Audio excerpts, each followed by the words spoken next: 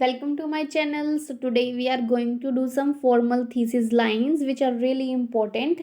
Okay, आपको इस video में एक चीज़ ध्यान रखनी है कि जो भी ये फॉर्मल थीसिस लाइंस हैं, इन सभी में जो भी वर्ड्स यूज़ किए गए हैं वो फॉर्मल है, कोई भी वर्ड इनफॉर्मल नहीं है। सेकेंडली, जो भी इसके अंदर पंचुएशन मार्क्स लगे हुए हैं, कोमा, फुल स्टॉप, आप उनका स्पेशली ध्यान रखना। So let's start. So first is agree और डिसअग्री। तो आपके पास स्टेटमेंट क्या आती है, डू यू अग्री और डिसअग्री। हम जाते तो इसमें एक ही साइड है, 100% अग्री और 100% डिसअग्री, बट हमें पॉइंट्स दोनों के डिस्कस करने चाहिए। Okay, so let's C. If you are agree, then just write I agree with the given statement and my supportive points are hashed out in the next few paragraphs. Okay, अगर आप agree हो तो यहाँ पे आप agree word लिख सकते हो, अगर आप डिसअग्री हो तो देन आई डिसअग्री तो लिखोगे, बट स्टार्टिंग में आप हाउएवर भी लगाओगे। अगर आप डिसअग्री जा रहे हो देन दिस इज लाइन में एक वर्ड और ऐड करोगे आप, however. However I disagree with the given statement. Okay, hashed out का मतलब होता है एक्सप्लेन करना। Next few paragraphs, that means जो आने वाले पैराग्राफ्स हैं। So the second type is to what extent do you agree और डिसअग्री। हम हमेशा इसमें 70 और 30 ही जाते हैं। So let's C.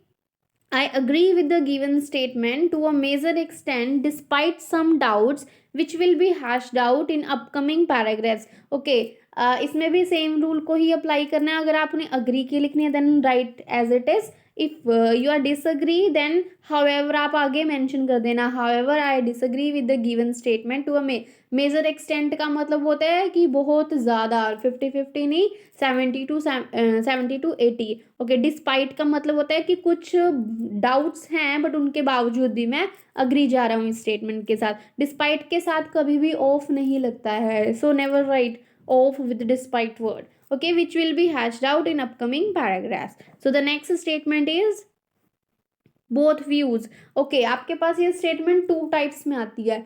फर्स्ट आती है डिस्कस द बोथ व्यूज, है ना, और सेकंड आती है discuss the both views and give your opinion. चाहे आप कोई भी स्टेटमेंट आए, आप इन दोनों में सेम थीसिस लाइन लिख सकते हो। बोथ व्यूज में हम क्या करते हैं, दोनों स्टेटमेंट्स को एक्सप्लेन करते हैं, एक बॉडी पैराग्राफ फर्स्ट व्यू का और एक बॉडी पैराग्राफ सेकेंड व्यू का। सो let's C. Both view points will be hatched out in upcoming paragraphs before an opinion is formed. Okay, कि किसी भी ओपिनियन पर पहुंचने से पहले मैं सबसे पहले दोनों व्यू पॉइंट्स को एक्सप्लेन करना चाहूँगा। और कभी भी बोथ के बाद आगे द मत लगाना, वो ग्रामेटिकली रोंग है, बोथ व्यू पॉइंट्स ही आएगा।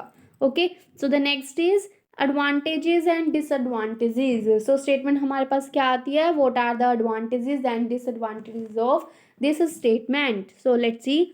ऑल्दो इट है, ये एक कॉम्प्लेक्स सेंटेंस है, तो आपको कॉम्प्लेक्स सेंटेंस की तो चिंता करने की ज़रूरत नहीं है। आप जितने भी जैसे जितने भी टैम्पलेट्स होते हैं, जैसे जो मैं प्रोवाइड करती हूँ, उसमें ऑलरेडी कॉम्प्लेक्स सेंटेंसेस होते हैं। So first is although it has a plethora of merits. चाहे इसके जितने मर्जी मेरिट्स हैं, there are some demerits, but इसके कुछ डिमेरिट्स भी हैं which will be explain in the next few paragraph, जो आगे नेक्स्ट पैराग्राफ्स में एक्सप्लेन किए जाएंगे। Okay, merits means advantages, demerits means disadvantages, plethora of means many. So next is do advantages outweigh disadvantage. Okay, आपको ये वाली statement भी two types में आती है।